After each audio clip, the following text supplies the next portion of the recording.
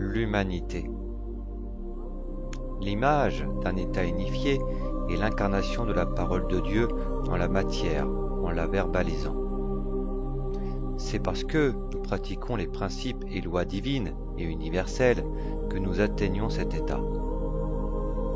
Dieu par la loi, c'est Jésus, par l'imitation de ses œuvres et la foi dans ce qu'elle nous apporte, ainsi que le respect du premier et du dernier commandement, qui réunissent tous les autres et qui sont aimés de Dieu de toute votre âme et de tout votre cœur, et aimez-vous les uns et les autres. Les hommes ne se sauvent pas entre eux, ils s'entraident, grâce à l'amour qu'ils ont les uns pour les autres. Celui-ci les rend solidaires, en leur permettant de créer une véritable unité durable reposant sur une base solide, celle des valeurs divines, et en respectant ainsi Dieu par la loi, car c'est Dieu, par l'entrée dans le corps du Christ, qui sauve l'humanité. C'est parce que nous sommes en phase avec nous-mêmes et notre source originelle, qui est Dieu, que nous sommes heureux. Il n'y a pas de vibration négative, il n'y a qu'un manque de vibration. Dieu et son énergie divine est vibration, et toute vie est elle aussi vibration, et plus cette vibration est haute, plus la lumière qui la compose brille.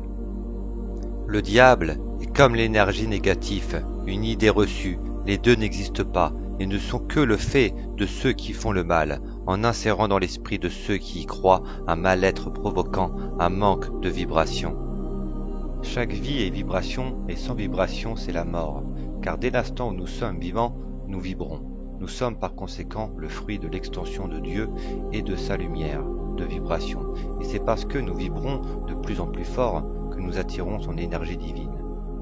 C'est l'amour qui émane de nous, et donc de la vibration productrice de lumière que nous sommes, qui permet de faire vibrer toutes les vibrations qui sont autour en diffusant des ondes d'amour et que l'on nomme aura, qui ont des transports d'énergie positifs plus ou moins intenses. Là où il y a vie, il y a toujours de l'énergie positive, et donc de la vibration que l'on fait baisser en la rendant moins intense, et c'est parce qu'on cherche à la maîtriser qu'on manipule son intensité, mais aussi qu'on crée des ondes pour interférer avec elle. Une énergie élevée en amour et une énergie haute en vibration, et n'est humainement pas contrôlable, d'où la nécessité, pour ceux qui veulent la maîtriser, de se servir de haute technologie, comme des antennes relais et 5G pour tenter d'y parvenir. Mais encore une fois, l'énergie divine qui compose l'esprit de Dieu est inaccessible et inatteignable pour tout esprit humain sur lequel toute création technologique humaine repose, car tout ce qui naît après Dieu ne peut jamais posséder son savoir total, peu importe ce qu'il est et d'où il vient. Il convient d'être conscient d'une chose, Dieu n'est pas une religion comme on l'entend au niveau humain, il est une loi, une façon de vivre et donc de penser. Peu importe le nom qu'on lui donne et comment on l'appelle selon d'où on vient, il est la loi de l'univers et la loi de l'attraction, il est la loi de tous les hommes qui vivent en accord avec ce qu'il est et de ce qu'il donne. Il est l'unique créateur de tout. Il n'est pas la parole des hommes qui prétendent bien souvent parler en son nom et qui bafouent ce qu'il est réellement dans le seul but de diviser les êtres, car Dieu ne divise pas, il rassemble sur la même base d'amour et la même onde sans faire de différence entre les uns et les autres. Dès lors où nous pratiquons la science du bien, nous sommes ses enfants, parce que tout ce qui vient de l'essence du bien, c'est faire sa loi. C'est bien souvent parce que des hommes se croient investis d'un pouvoir divin qui leur donne le droit de tuer leur prochain, qu'ils se perdent et se retrouvent damnés, et c'est parce que les hommes croient en leurs mauvaises lois qui les conduisent à de mauvais jugements, qu'ils sont jugés par leurs propres lois en fonction de leurs mauvaises œuvres. Dieu est miséricordieux, cela signifie qu'il pardonne dès l'instant où l'homme se repent. Se repentir, c'est assumer sa faute, la confesser, la réparer et de ne plus la refaire en changeant de voie. C'est ce processus que nous devons suivre, car il ne sert à rien de confesser ou de faire un sacrifice d'un être vivant qui n'est pas coupable à notre place. Pour être pardonné, cela ne fonctionne pas. Il n'y a qu'un seul sacrifice dans l'histoire de l'humanité qui a été agréé par Dieu, c'est celui de Jésus qui permet à tout homme et d'où qu'il vienne de relier son âme à Dieu. en se purifiant par le feu grâce à l'Esprit Saint qu'on l'on trouve dans le corps du Christ et dont la seule condition d'accès est la possession d'un cœur pur. C'est la foi et les bonnes œuvres qui font la pureté du cœur de chacun et l'amour que l'on se porte les uns aux autres. Le corps du Christ est le tout car il contient les deux mondes, celui de la chair et celui de l'esprit, celui du jour et celui de la nuit. Il est le pont, celui qui rassemble la terre et le ciel, grâce à l'action de sa tête, Jésus de Nazareth, qui est l'œuvre du salut de Dieu. Il est celui qui, en verbalisant la parole de Dieu, par l'action, en appliquant sa doctrine contenant ses préceptes et principes, a permis la réalisation de sa prophétie et l'accomplissement de sa promesse. Cela signifie que c'est parce que nous agissons en accord avec les principes et lois divines qui sont dans la parole de Dieu que nous créons dans la matière son œuvre. Nous sommes l'instrument de l'accomplissement de sa parole, le fruit de sa force agissante dès l'instant où nous sommes empreints de son Esprit Saint. Nous devenons dès ce moment co-créateurs de ce qu'il est en faisant vivre sa prophétie par sa parole, afin de profiter de sa promesse. C'est parce que Jésus, il y a 2000 ans, est venu pour accomplir une chose bien précise par son sacrifice, afin d'enfermer le péché et les lois qui le portent dans la chair qu'il a été sacrifié. C'est par cet acte qu'une nouvelle alliance est née, portant une nouvelle loi, celle de Dieu par la loi, en la foi en Jésus-Christ ressuscité et par l'imitation de ses œuvres. Sans cela, la prophétie ne serait pas accomplie et il n'en serait pas le témoignage vivant. Et c'est parce que, par son deuxième avènement, il est là pour instaurer le royaume de Dieu sur terre, par l'extension de son règne de paix qui est depuis 2000 ans céleste et spirituel, que tout homme rentrant dans le corps du Christ devient co-créateur de son œuvre, lui permettant d'être accompli dans la matière terrestre, c'est-à-dire sur terre. Chacun étant jugé selon ses propres œuvres, permettant ainsi la récolte qui, à sa fin, marquera aussi la fin de la grande tribulation et le jugement dernier, grâce à la séparation du bon grain de l'ivraie. Le royaume de Dieu sera institué dans son intégralité sur terre, donnant vie au nouveau monde, dans la matière, et permettant à chacun d'être ce à quoi il a été destiné dès le commencement. Le plus grand problème de l'humanité actuelle est l'argent, qui est la cause de la perte des valeurs primordiales et de toute vocation, car c'est parce qu'on oblige des êtres à vivre selon un formatage sociétal qu'ils demeurent malheureux. Chacun doit vivre sa vie en fonction de ce qui le rend heureux. C'est parce que les êtres sont oppressés et opprimés qu'ils deviennent mauvais et se font la guerre, et c'est parce qu'ils sont épanouis et sereins qu'ils sont bons et vivent en paix. Ce n'est pas la fainéantise qui rend les êtres humains amorphes, mais l'empêchement que les uns font aux autres d'exprimer et de faire ce pourquoi ils sont vraiment faits. Tout être, pour être heureux et équilibré, doit se sentir utile en ayant l'opportunité de faire ce à quoi il est destiné sans en être jamais empêché. C'est parce qu'on oblige les êtres à vivre selon les normes d'une société qui ne privilégie qu'une seule partie de ceux qui y vivent qu'on rend les uns malheureux et les autres sûrs de leur bon droit, provoquant un clivage éternel qui permet l'acceptation de l'injustice et provoque continuellement la guerre. Nous ne sommes pas obligés de vivre tous de la même façon pour être heureux, mais c'est au contraire en le croyant que nous sommes malheureux. Vivre selon les mêmes valeurs morales n'a rien à voir avec la façon, c'est le respect qui est la première des valeurs qui permet de vivre ensemble avec nos différences. Ce sont les lois divines et donc universelles qui portent les bonnes valeurs morales pour toute l'humanité et qui nous permettent de vivre équitablement, dans l'unité et en paix, grâce à la vérité qui conduit à la justice et provoque l'harmonie du tout. Celui qui se trompe est de façon absolue celui qui ne se remet jamais en question, l'évolution étant le fruit de celui qui écoute tout et prend tout en compte. C'est parce que chaque jour nous découvrons et apprenons que nous connaissons vraiment et rajoutons concrètement à notre savoir, alors que celui qui pense tout connaître cesse d'évoluer et régresse. Le savoir et la connaissance sont infinis. Et c'est parce que nous progressons dans leur découverte que nous évoluons, grâce à tout ce que nous rencontrons dans les bonnes comme dans les moins bonnes circonstances de nos vies. Nous devons nous rendre compte que la démocratie est la plus grande manipulation politique de tous les temps. Elle est un leurre à la véritable liberté et à tous les droits humains universels. Elle est le fruit de toutes les lois des hommes corrompus asservis à l'argent et à la haute finance, créateurs de toutes les injustices et de toutes les malversations. L'argent est le nerf de toutes les guerres. Il est le père de la misère, de la famine, de toutes les crises, des génocides, des crimes contre l'humanité, des maladies, des bombes et technologies destructrices, du massacre de la nature et l'agent motivateur des êtres corrompus qui assassinent les êtres vivants et toute leur liberté. C'est parce que les hommes préfèrent se soumettre aux lois des autres hommes soumis à l'argent et qui rend fort celui qui le possède qu'ils se retrouvent à vivre dans un système basé sur la loi du plus fort qui est la loi de la jungle. Car dans un monde où tout voit l'argent comme un dieu et basant leur vie sur cette fausse valeur, le résultat de ce qu'il entraîne est subi par tous.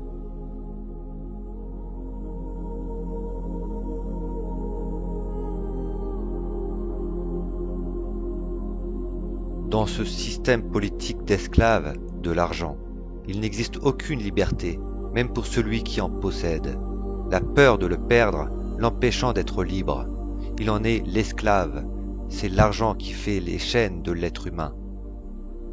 La liberté n'est pas qu'un terme ou un mot auquel on donne le sens qui nous arrange. Elle est un art de vivre et le droit universel et fondamental de tout être vivant. Elle ne repose ni sur une pensée, ni sur un intérêt financier ou une quelconque ambition personnelle. La liberté ne va pas au gré des uns et des autres, selon leur façon de penser. Elle appartient à chaque être vivant, de façon individuelle et personnelle, et personne, peu importe qui il est, n'a le droit d'attenter à la liberté de pensée et de choix de chacun. On ne soupèse pas la liberté des uns avec celle des autres. On ne compare pas celle qui est bafouée avec celle qui l'est moins, car toute atteinte aux libertés individuelles de chacun est un crime aux yeux de Dieu et fruit du jugement de l'homme qui le commet, en attentant au premier des droits de l'être humain, son libre arbitre, provoquant la première des injustices qui conduit à la guerre, par le mensonge, grâce à la corruption et à l'égoïsme. La liberté du libre arbitre est une loi universelle de Dieu. C'est en suivant ces principes que nous la possédons dans l'alliance que nous scellons avec ce qu'il est. Aussi, c'est bien souvent parce que nous pouvons nous prendre pour Dieu que nous ne lui laissons pas la place de rentrer en nous. Si nous pensons que nous sommes les créateurs de nos vies, à quel moment nous ouvrons-nous à lui afin qu'il nous instruise? C'est parce que nous pensons détenir tout que nous ne laissons pas de la place à ce qu'il est.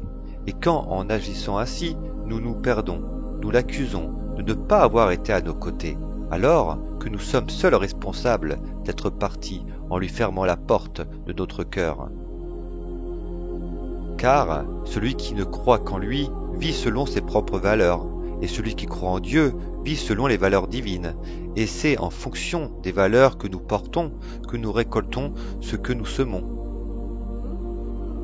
Le monde dans lequel nous vivons est le reflet de ce que nous sommes.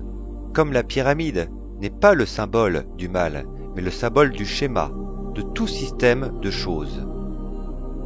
C'est la base horizontale qui est par les valeurs qu'elle porte, construit, nourrit et entretient la pyramide. La base, c'est le peuple. Si la pyramide est satanique, c'est parce que la base horizontale qui la compose est malsaine, dans les valeurs qu'elle porte. C'est nous qui, pour inverser la pyramide, devons inverser les valeurs que nous portons, non pas en mettant la tête de la pyramide en bas, mais en la retournant d'une face sur l'autre par nos pratiques quotidiennes. Il est temps de changer le mal en bien, la guerre en paix, les valeurs de l'argent contre celles de la nature et de la vie. Il est temps de remplacer le mensonge par la vérité et de transporter la colère en amour, l'ignorance par la connaissance, la justice en justice, le malheur en bonheur, la division en unité. Nous ne pouvons être le Verbe de Dieu qu'en incarnant sa parole, et nous ne pouvons être à son image qu'en étant ce qu'il est. On ne peut prôner qu'un seul Dieu. L'argent, qui est le veau d'or, en est un. Nous devons choisir entre les deux, et c'est parce qu'on se sert des armes qui font la guerre pour faire la paix qu'on est toujours en guerre, et jamais en paix. Car à quoi et à qui destinons-nous le fruit de notre travail? Et d'où vient l'idée que nous devons notre nourriture à notre toit, et des gens qui n'ont aucune légitimité dans ça? Cela n'est-il pas d'une manipulation mentale? Car si nous devons notre nourriture et notre toit, mais aussi notre santé, à nous-mêmes qui vivons grâce à Dieu et à la nature qui nous vient de Dieu, c'est à lui que nous devons tout, mais pas à d'autres humains qui se prétendent maîtres et à qui nous octroyons le titre parce que nous croyons plus dans leur manipulation qu'en Dieu, tout ça parce que nous vouons notre vie aux fausses valeurs de l'argent plutôt qu'aux vraies valeurs de Dieu. Et par la même occasion, parce que l'on croit dans ce système financier, nous subissons ces crises fabriquées de toutes pièces pour asservir les populations en créant des fausses dettes, mais aussi le chômage, la famine et la misère sous toutes ses formes.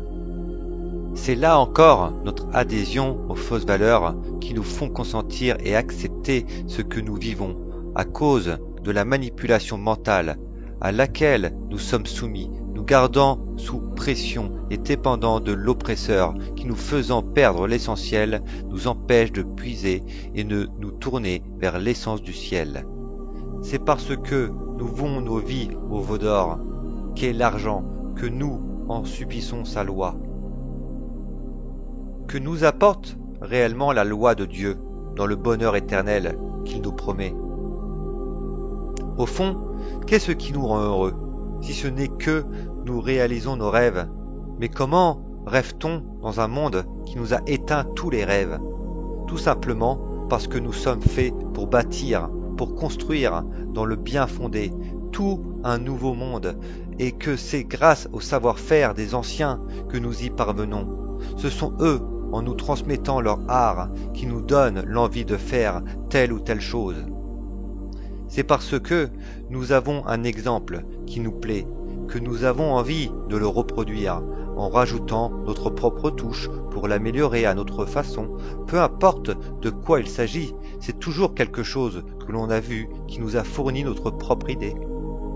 Même si ce que nous avons vu était abstrait, c'est nous, par notre imagination, qui en faisons quelque chose de concret. Et c'est parce que nous sommes capables de le reproduire dans la réalité que nous pouvons dire que nous avons réalisé nos rêves. C'est ce que nous permet un monde où le pouvoir divin est donné à tous, sans distinction, et seulement parce que vous avez décidé de faire tout ce que vous avez imaginé dans le bon sens et pour le bien, et parce que vous avez eu foi. Quand nous avons l'opportunité d'aller dans un endroit où se retrouvent tout un tas de personnes différentes de par leur origine, leur culture, leurs arts, leur savoir-faire, mais identiques dans leurs valeurs morales et leur qualité de cœur, mais aussi dans leur envie de partager et de transmettre, nous pouvons dire que nous avons un lieu peuplé des plus grandes merveilles du monde, qui ne peut que permettre à la vie de s'épanouir et aux êtres que nous sommes d'évoluer et de rêver à nouveau. C'est ce que l'on nomme le paradis terrestre, qui nous permet dès lors de faire prospérer toutes les ressources et ainsi de vivre dans le jardin d'Éden. C'est parce que notre manque de foi en cette puissance spirituelle divine qui est Dieu et qui nous empêche de rêver que nous n'avons pas la force de réaliser nos rêves.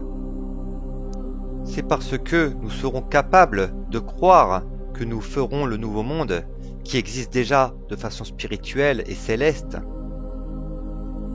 C'est en quittant la matrice du monde actuel, qui repose sur un système de choses malsaines contrôlé par les Illuminati, maîtres de l'illusion et principes du Satan, accusateurs des hommes qui vouent leur vie au veau d'or et les empêchent ainsi d'accéder au pouvoir et sciences divines par péché de convoitise et manque d'humilité.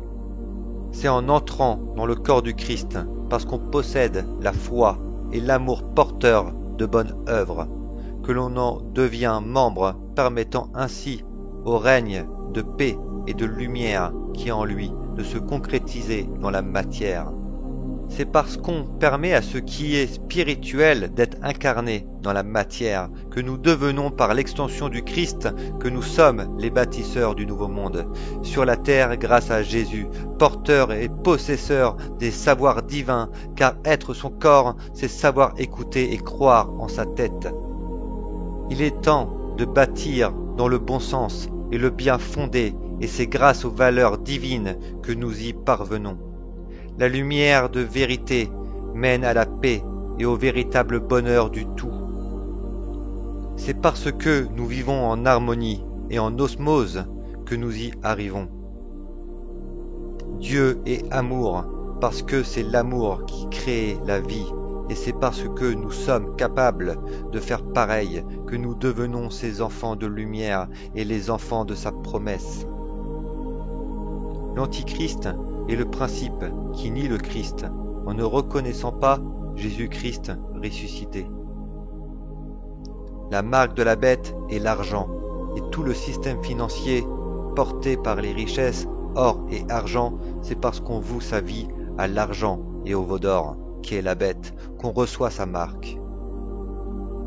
Le 666 est le symbole de l'empire financier. Il est son code barre, son QR code et son empreinte digitale. C'est grâce au véritable amour que nous possédons en nous que nous reconstruisons en ouvrant grand les bras, et c'est parce que nous avons des rêves et que nous croyons en leur réalisation qu'ils s'accomplissent. C'est l'espérance qui donne un sens et un but à nos vies, nous donnant la force et l'endurance nécessaires pour pratiquer constamment ce en quoi nous croyons.